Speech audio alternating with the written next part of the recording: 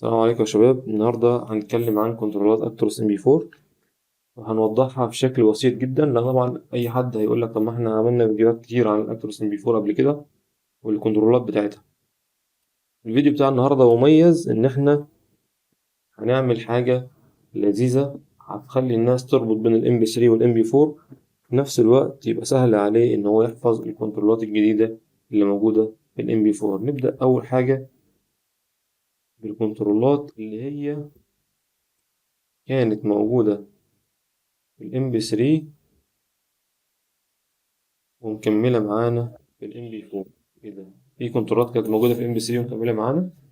تمام، هي مكملة معانا كاسم بس، لكن كوظيفة ككنترول يركب في الام بي 4 لا، مش هيركب في الام بي 4، لكن هو كاسم هو مكمل معانا. زي ايه مثلا؟ كنترول اسمه ام اس اف كان موجود معانا في الام بي 4 الام بي 3، كنترول اللي هو بتاع السويتشات الانتظار. كان عندنا كنترول اسمه تاك اللي هو الخباص. كان عندنا كنترول اسمه ايه؟ الاي بي يو اللي هو بلف الموزع بتاع الهواء الالكتروني. كان عندنا كنترول اسمه بي اس ام بتاع التجهيزة. كان عندنا كنترول اسمه اس سي ار اللي هو الاد بلو. الاس ار اس اللي هو بتاع الاير باج. وكان عندنا كنترول كده مش مشهور شوية اللي هو اس بي اي اللي هو بيسموه السبا او اللين اسيست اللي هو بتاع الحارة، اللي بيحدد لك الحارة اللي تمشي فيها. لما بتطلع عن الحارة بتاعتك بيديك تحذير على الشاشة. يبقى معانا كام كنترول كده؟ 7 كنترولات مكملين معانا في العربية ال MP4 بنفس المسمى ونفس الوظيفة، لكن ما ينفعش يركب مكان كنترول في ال MP4 من ال MP3. تمام، الكنترول حتى لو كان الاسم مختلف، الاسم متشابه والشكل متشابه، ما ينفعش يركب في ال MP4. طيب ندخل بعدين على الكنترولات اللي كانت موجودة معانا في ال MP3 لكن اسمها اتغير في ال MP4. نبدأ بأهم كنترول طبعا اللي هو الجي ام. كان موجود معانا في ال MP3 اسمه ايه دلوقتي؟ اسمه سي جي دبليو.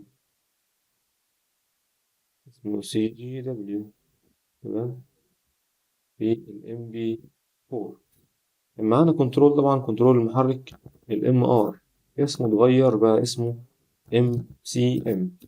تمام، كان معانا كنترول مهم جدا كنترول FR، اسمه اتغير بقى CBC. طيب، طبعا في كنترولات اسمها اتغير وشكلها اتغير ومكانها اتغير. احنا دلوقتي هنتكلم عن المسميات بحيث ان احنا نقدر نحفظ المسميات بتاعة الكنترولات. طيب، كنترول الجي اس اللي هو بتاع الفتيس بقى اسمه ايه؟ تي سي ام. كنترول البريك الفرامل، تمام، اسمه اي بي اس. تمام، عندنا كنترول ايه تاني؟ عندنا كنترول الريتاردر او التلمة، كان اسمه الار اس، هنا بقى اسمه ايه؟ ار سي ام. عندنا كنترول تاني الاف ام، اسمه ايه؟ اسمه اس اي اي. كنترول اتش ام اسمه اس تي اتش. تمام، دي الكنترولات اللي كانت موجودة في الام بي 3 واسمها اتغير. بس كده؟ لا، لسه في كنترولات تانية معانا. نعمل صفحة تانية كده نكمل فيها باقي الكنترولات اللي اسمها اتغير معانا. نفس كان موجود في الام بي 3 لكن اسمه اتغير. زي ايه بقى؟ الشاشة، كان عندنا كنترول الشاشة اسمه ايه؟ اي ان اس بقى اسمه ايه؟ اي سي يو سي. تمام، كان عندنا كنترول داخل الجي ام، كان عندنا فيه كنترولين 3 كده، كان اسمهم ايه؟ حد فاكر؟ كان في عندنا حاجة اسمها زد دي اس، اتغير بقى اسمه ايه؟ سي دي اس. وكان عندي كنترول بتاع الصيانة ال دبليو اس اسمه اتغير بقى ام اس. تمام، دول اللي كان داخل الجي ام. وكان في كنترول تالت داخل الجي ام اللي اسمه اي دي دبليو بتاع الانذار ضد السرقة. تمام، الزد دي اس والدبليو اس مكملين معايا داخل الجي ام داخل السي جي دبليو، لكن اي دي دبليو لا، انفصل عنهم وبقى كنترول لوحده اسمه اي تي اي، كنترول الانذار ضد السرقة. معانا ايه تاني في الكنترولات عندنا كنترول مهم جدا، كنترول التكييف كان اسمه اتش زد ار، بقى اسمه اتش باك. عندنا ايه تاني في الكنترولات؟ نفتكر كده مع بعض. طبعا كان عارف ان الكنترولات كتير، بس هو العربية اصلا مليانة كنترولات. عندنا كنترول البطاريات، وقبل كنترول البطاريات كنترول الابواب. كان عندنا كنترول تي ام اف بتاع باب السواق، ده اسمه دي سي ام دي. كنترول باب التباع تي ام بي بقى اسمه دي سي ام بي. كان عندي كنترول البطاريات بي تي اس، اللي هو بقى بتاع فصل البطاريات، بقى اسمه ايه؟ بي اي اس او. حلو كده. غير كده الكنترولات اللي كان اسمها كانت موجودة في الام بي 3 وغيرت اسمها في الام بي 4. ومعانا كنترول أخير كده عشان ما ننساهوش، كنترول اسمه ايه؟ كان اسمه ايه؟ اتش زد. ال اتش زد ده مش منتشر قوي في العربيات الام بي 3، لكن هو موجود. بيعمل ايه؟ موجود مسؤول عن السنجل الخلفي اللي هو بيتحرك مع الدركسيون. في بعض العربيات كده زي المضخات الخرسانة بيبقى فيه سنجل خلفي، اكس خلفي كده سنجل. لما انت بتحرك الطارة بتاع الدركسيون قدام، هو بيتحرك بعكسي، حركة عكسية ورا، عن طريق طبعا كنترول اسمه اتش زد موجود داخل الكابينة، 4 فيشة. تمام. هنا الكنترول ده موجود بس اسمه اتغير، ومكانه اتغير بقى اسمه اي اس اي. ومكانه بقى فين؟ مكانه بقى على اللاسيه نفسه أو السنجل نفسه الموجود آخر العربية بتاعتي. يبقى دي الكنترولات. يبقى احنا كده خدنا الكنترولات اللي اسمها اتغير، وخدنا الكنترولات اللي كانت اسمها ثابت ما اتغيرش. هندخل على آخر حاجة معانا، الكنترولات اللي هي أصلا ما كانتش موجودة، يعني كنترول أول مرة نسمع عنه، ما كانش موجود أصلا قبل كده. زي إيه مثلا؟ أول حاجة نبدأ بيها حاجة اسمها اي اي اس. بتاعي يا عم الحاج الاي اي اس ده بتاع البصمة، كونتاك.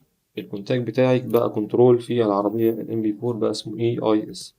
كنترول الارب سي ال سي اس، بقى في كنترول خاص بالارب بدل ما كانت في الاتش ام العربيات الام بي 2 الام بي 3.